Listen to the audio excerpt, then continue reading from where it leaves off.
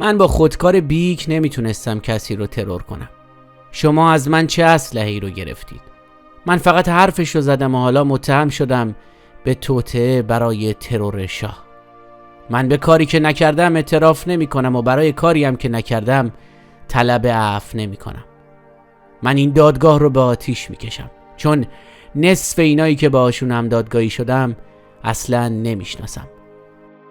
اینا اظهارات خسرو گلسرخیه در دادگاه و حاشیه دادگاه متهمین به گروگانگیری ولیعهد و ترور محمد رضا شاه.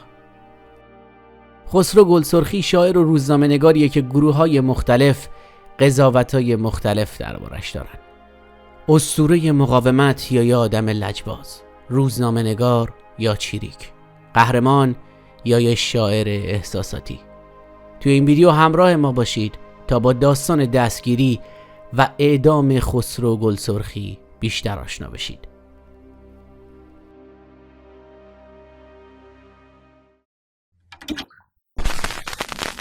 قبل از شروع از پایین همین ویدیو عضو کانال ما بشید و با زدن دکمه زنگوله کنارش قبل از همه از ویدیوهای جدیدمون مطلع بشید. 27 شهریور ماه سال 1352 تهران، خیابان ایران شهر. ساعت 2 بعد از ظهر. قرار برای رد و بدل کردن سلاح توی این خیابون گذاشته شده. عملیات آدم رو با یه فرح دیبا و ولیعهد رضا پهلوی لو رفته، اما ساواک سعی داره بازی رو به نفع خودش کش بده. مامورای ساواک سویچ ماشین پر از اسلحه رو میدن دست امیرحسین فتانت، کسی که به چشم دوستانش عضو مهم چریک‌های فدایی خلقه، در حالی که آدم ساواکه. قرار فتانت ماشین رو بیاره توی این خیابون و تحویل ایرج جمشیدی بده. ایرج یا رحمت جمشیدی روزنامه نگاریه که به تازگی وارد گعده های فعالان چپ شده و جزء گروه پشتیبان عملیات گروگانگیری خانواده شاه به حساب میاد.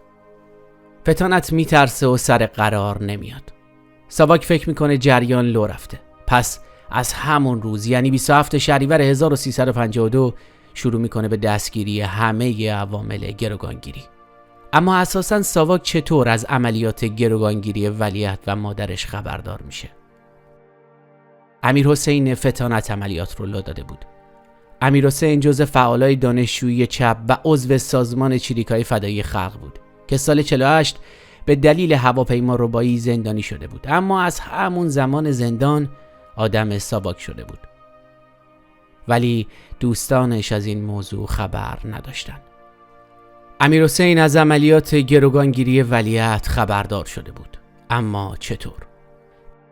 کرامت دانشیان، شاعر و فعال سیاسی چپ که از زمان زندان با امیرحسین همبند شده بود و اون رو به عنوان یک عضو مهم از سازمان چریکای فدایی خلق میشناخت، عملیات گروگانگیری ولیعهد رو بهش توضیح میده و میگه که برای انجام این کار نیاز به اسلحه داریم. قرار میشه امیرحسین با سازمان چریکای فدایی خلق تماس بگیره و اسلحه‌های مورد نیاز رو تهیه کنه. طراحان اصلی این عملیات کیا بودن؟ 2 هنرمند، عباس سماکار فیلمساز و رضا علامه‌زاده کارگردان که هر دو گرایش‌های مارکسیستی داشتن و هر دوشون هم کارمند تلویزیون ملی بودن. نقشه‌شون این بود که در جریان فستیوال سینمای کودک و نوجوان فرح یا ولیعهد رضا پهلوی رو گروگان بگیرن و حکومت رو مجبور کنن که همه زندانیای سیاسی رو آزاد کنه. این 2 نفر برای جور کردن اسلحه موضوع رو با تیفور بطایی فیلمبردار که او هم چپ بود مطرح میکنن. تیفور هم ماجرا رو با کرامت دانشیان، شاعر و فعال سیاسی چپ در میون میذاره. کرامت هم با امیرحسین فتانت. واضحه که کرامت خبر نداشت که امیرحسین از همون دوره زندان همکاریش رو با ساواک شروع کرده. در نتیجه امیرحسین نقشه عملیات گروگانگیری رو میذاره کف دست ساواک. ساواک هم قصد داشت که اسلحه رو در اختیار تیم خرابکاری بذاره و در حین اجرای عملیات دستگیرشون کنه. قرار اینجا بود، توی خیابون ایران شهر. فتانت که قرار بود برای تحویل دادن اسلحه بیاد، میترسه و نمیاد. امیرحسین فتانت تعریف میکنه که توی کافه قناری پرویز ثابتی مدیر امنیت داخلی ساواک رو میبینه. ثابتی سویچ پیکان رو میده دست فتانت، پیکانی که صندوقش پر از اسلحه بوده. قرار میشه این رو توی خیابون ایرانشهر تحویل ایرج جمشیدی بده. پرویز ثابتی بهش میگه اگه صدای تیراندازی شنیدی وای نستا و فرار کن. فطانت احتمال میده برنامه ساواک اینه که در حین فرار بکشتش. برای همین نمیره خیابون ایرانشهر و ماشین رو توی یکی از خیابونای اطراف ایرانشهر میذاره و فرار میکنه. البته پرویز ثابتی این حرفای امیرحسین فطانت، یعنی ماجرای کافه قناری و دیدارشون، و البته دخالت مستقیمش توی این ماجرا رو به کل رد میکنه. چپ‌ها معتقدن که امیرحسین فطانت اینا رو از خودش ساخته تا جرمشو کم کنه و نشون بده که خودش هم قربانی ساواک شده و توی تور اونا افتاده. ضمن این که وقتی همه دستگیر میشن ساواک امیرحسین فطانت رو بازداشت نمیکنه و فقط ادعا میکنه که نفر آخر فراریه. به هر حال وقتی امیرحسین فطانت سر قرار نمیاد، ساواک تصور میکنه ماجرا لو رفته و از همون روز عملیات دستگیری افراد دخیل توی ماجرای گروگانگیری ولیعهد رو شروع میکنه. ظرف 2-3 روز این افراد بازداشت میشن. عباس سماکار، رضا علامه زاده، تیفور بطحایی، کرامت دانشیان، ایرج جمشیدی، شکوه فرهنگ و شوهرش ابراهیم فرهنگ، مریم اتحادیه، مرتضی سیاهپوش و فرهاد قیصری.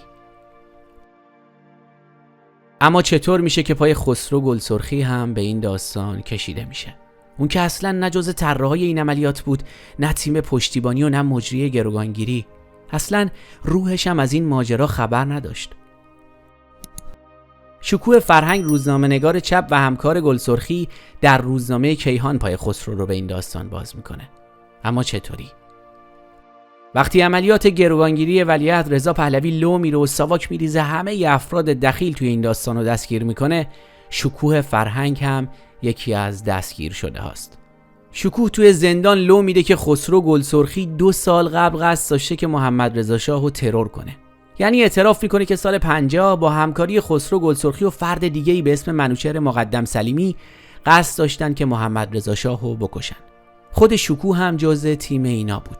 اساساً اون بود که ادعا کرده بود از طریق روابط خاصی که با خلبان مخصوص شاه داره میتونه از زمان و مکان رفت آمد شاه و جاهایی که اقامت داره خبردار بشه و توی یکی از محلهای اقامت شاه بریزن و ترورش کنن.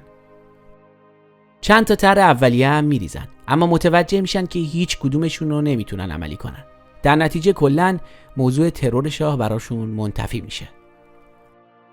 ساواک اصلا از این ماجرا خبر نداشت و وقتی که شکوه فرهنگ اینو تو بازجویی‌ها میگه داستان برای ساواک کاملا عوض میشه. مهمتر از عملیات گروگانگیری ولیعهد و ملکه موضوع ترور شاه که میاد وسط و اساسا اتهام گلسرخی که اون موقع توی زندان قصر بود یه شبه عوض میشه. خسرو بهار 1352 دستگیر شده بود. یعنی موقع برنامه ریزی برای گروگانگیری ولیعهد نوجوان اصلا بیرون نبود. 8 فروردین 1352 میدان ارگ. عاطفه گرگین همسر خسرو گلسرخی به محض اینکه میرسه سر کار، سردبیر روزنامه کیهان بهش تلفن میکنه و خبر میده که خسرو رو گرفتن. تا چند دقیقه قبلش با هم بودن. با هم از خونه زدن بیرون که برن سر کار. سر کوچه یه تاکسی میگیرن. اول خسرو جلوی روزنامه کیهان پیاده میشه. بعد عاطفه میره میدون ارگ. محل کارش اونجا بود. عاطفه هم خبرنگار بود و توی رادیو کار میکرد. خسرو گلسرخی و عاطفه گرگین از سال 48 در فضای مطبوعات ایران با هم آشنا میشن و همون سال هم با هم ازدواج میکنن. عاطفه درباره خسرو میگه خسرو یه شاعر بود و روزنامه‌نگار و منتقد ادبی، نه یه چیریک یا حتی فعال سیاسی. یه هفته بعد از دستگیری خسرو گلسرخی، عاطفه گرگین رو هم بازداشت میکنن. عاطفه وقتی دستگیر میشه خیالش راحت بوده که خیلی زود قرار آزاد بشن. اون همین چند سال قبل توی یه مصاحبه گفته که اصلا فکر نمی‌کردم همچین اتفاقی بیفته و خسرو اعدام بشه، چون کاری نمی‌کردیم. فعالیت ما فرهنگی بود، ما فقط می‌نوشتیم. نمیدونم چه جوری همه چی دست به دست هم داد تا خسرو اونجوری بره. کار ما نوشتن بود و چاپ کردن. عاطفه میگه فکر نمی‌کردیم حرف زدن از هنر و ادبیات چنین تاوانی داشته باشه. خسرو گلسرخی هم خیالش راحت بود که خیلی زود قراره از زندان آزاد بشه، تا این حد که از همون زندان از طریق مادرش برای عاطفه پیغام میفرسته که اینا هیچی تو پرونده من ندارن و احتمالاً من زودتر از تو آزاد میشم. میرم از دامون نگهداری میکنم تا تو بیای. دامون پسرشون بود که اون موقع نوزاد بود و 1.5 سال سن داشت. چرا این همه خیالشون راحت بود؟ چون واقعا کاری نکرده بودن و ساواک هم اونا رو به اتهام تشکیل یک گروه مطالعاتی مارکسیستی دستگیر کرده بود تا فقط گوشمالیشون بده و فکر تشکیل گروه رو از سرشون بندازه. خسرو و عاطفه و دوستشون منوچهر مقدم سلیمی داشتن یک گروه درست میکردن که توی همون شروع کار بازداشت میشن. این خیالای خوش خسرو و عاطفه برای آزادی درست بود، اما تا قبل از دستگیری شکوه فرهنگ. شکوه همکار خسرو بود که یه جورایی به عامل مرگش تبدیل میشه. یه شب شاعر و روزنامه‌نگار چپ تبدیل میشه به یه چیریک و تروریست با اتهامی که تقریباً جون سالم به در بردن ازش به این راحتی نبود. دادگاه پرونده سوء قصد به جان محمد رضا شاه و گروگانگیری رضا پهلوی دی ماه 1352 برگزار میشه. این پرونده 12 متهم داره که 7 نفرشون محکوم میشن به اعدام. اما یه ماه بعد در جریان دادگاه تجدید نظر 2 نفرشون عفو میخورن. 3 نفر دیگه شون هم به دلیل ابراز پشیمانی و طلب عفو مشمول عفو شاه قرار میگیرن. 2 نفر اعدام میشن: خسرو گلسرخی و کرامت دانشیان. بهمن 1352 دادگاه خسرو گلسرخی. خسرو گلسرخی دفاعیاتش رو در دادگاه با خوندن یه شعر از سروده های خودش شروع میکنه. بعد میگه من مارکسیست لنینیست هستم، اما برای اولین بار عدالت اجتماعی رو در مکتب اسلام پیدا کردم و بعد هم به سوسیالیسم رسیدم.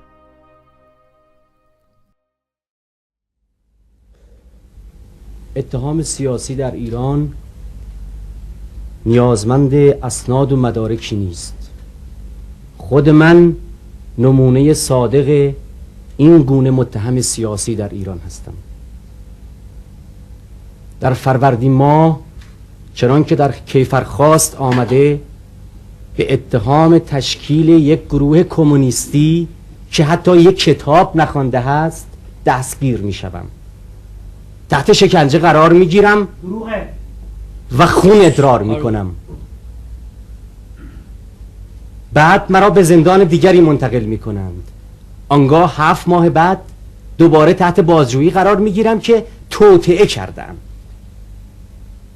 2 سال پیش حرف زدم و اینک به عنوان توطئه‌گر در این دادگاه محاکمه می شدم. اتهام سیاسی در ایران این است.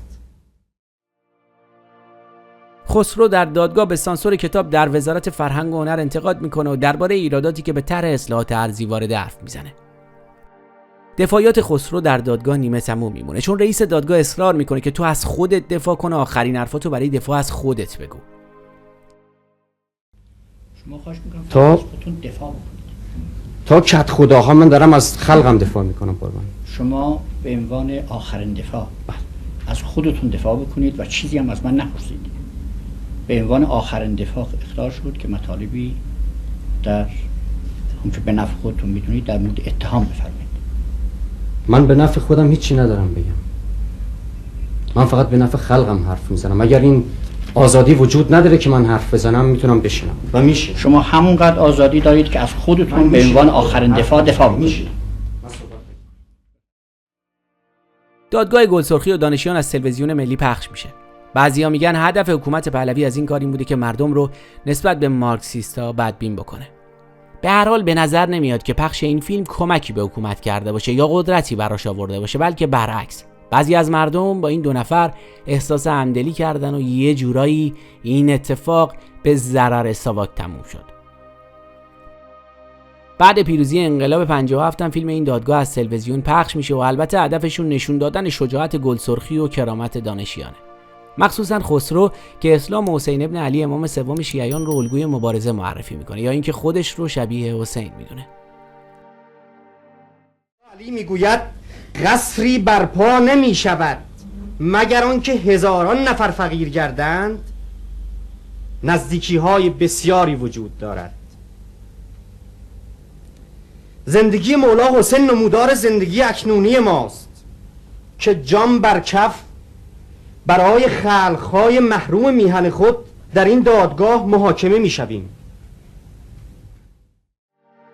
پخش این فیلم ها باعث میشه که امیرحسین فطانت احساس ترس کنه و از ایران فرار کنه. اما یه سال بعد برمیگرده و به همکاریش با ساواک اعتراف میکنه، یا به قول خودش دست دادن با دیکتاتور. مدتی میره زندان و بعد هم برای همیشه از ایران خارج میشه. همه این سالا در کلمبیا ساکن بود و حتی یه دوره‌ای با سفارت جمهوری اسلامی تو کلمبیا همکاری داشت. حدود 9 سال قبل کتاب یه فنجان چای بی موقع رو منتشر میکنه که در این کتاب صراحتاً به گناهش اعتراف میکنه.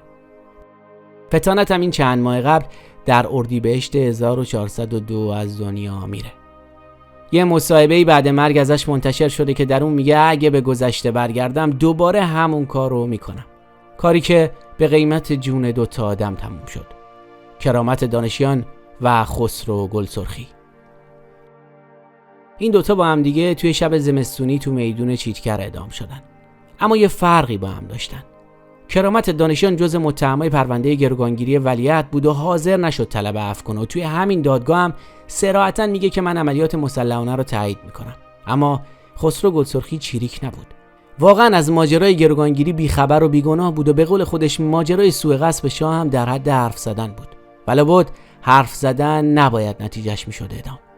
ازش خواستن فرجام خواهی کنه اما قبول نمیکنه. نگاه‌های مختلفی درباره خسرو گلسرخی وجود داره. از نظر چپا اون یه اسطوره و قهرمانه. از نظر انقلابیای سال 57 هم خسرو قهرمان بود. برای همینم اسمشو گذاشتن روی این پارک. هرچند خیلی زود تغییرش دادن به پارک لاله. پارکی که قبل انقلاب به اسم فرح دیبا بود. به هر حال یه دم معتقدن که میتونست فرجام خواهی کنه و جونشو نجات بده اگر لجبازی نمی‌کرد. به نظر من خسرو گلسرخی قربانی یه توطئه شد. حقش نبود که کشته بشه. اعدامش یک نوعی جنایت بود که عواقبش دچار خود متاسفانه دستگاه شد در دوران گذشته، ولی شخصا کسی نبود که این همه دربارش دارن صحبت میکنن. خسرو نه از نظر ادبی به نظر من و به گمان خیلی از منتقدان، نه از نظر سیاسی در آن مقام نبود که بعداً قرار گرفت، ولی خب سمبل مقاومت شد. و آخرین دیدار خسرو و همسرش عاطفه گرگین توی زندان اوین بود و عاطفه میگه به قدری خسرو شکنجه شده بود که نمیتونست روی پاش وایسه. حتی 2 نفرم زیر بغلشو گرفته بودن. ساواک به خسرو فشار می آورد که به ترور و توطئه علیه شاه اعتراف کنه، اما خسرو معتقد بود من کاری نکردم که بهش اعتراف کنم. عاطفه میگه حتی به خسرو میگن اگه توی دادگاه اعتراف کنی که قصد ترور شاه داشتی آزاد میشی و میری پیش زن و بچت. خسرو هم از کوره در میره و عصبانی میشه و میگه من اون دادگاه شما رو به آتیش میکشم. شما منو با کسایی هم دادگاهی کردید که اصلا نصفشون رو نمیشناسم. من چطور میتونستم ترور کنم با خودکار بیگ؟ شما از من هیچ اسلحه‌ای نگرفتید.